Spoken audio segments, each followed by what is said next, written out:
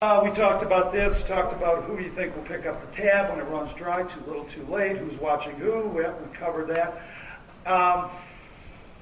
If you would, keep going there. We'll open it up for questions in a minute. The top item on the last page says the banks pay back what they owe. They already did. That's the point, right, exactly.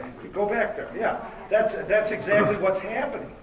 I mean, the only ones that haven't are people like GM and Chrysler and GMAC and right, AIG. because AIG got $169 billion. They gave $40 billion of it to and again, that about? there's no consistency. When we look at what happened with the financial institutions, the government didn't take equity positions in the banks. They gave them whatever they need. Actually, the auto company stuff was small potatoes compared to the auto companies. And what happened? Not only did we make a big hue and cry over it, drag the auto folks there and beat them over the head with a stick, then when they were provided with the resources they needed, the government took it in equity. So they own the auto companies. I believe that the federal government should have helped General Motors and Chrysler in large part because they contributed to the problem.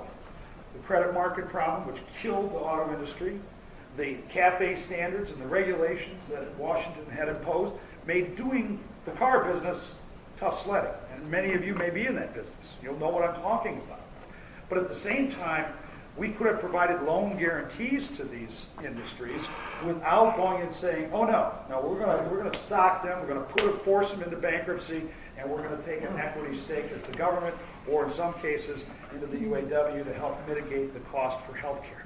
So who owns the car companies today? For the most part, it's the federal government and the UAW. That's the reality. That's the word. Sorry, Chrysler General Motors. The union suing themselves.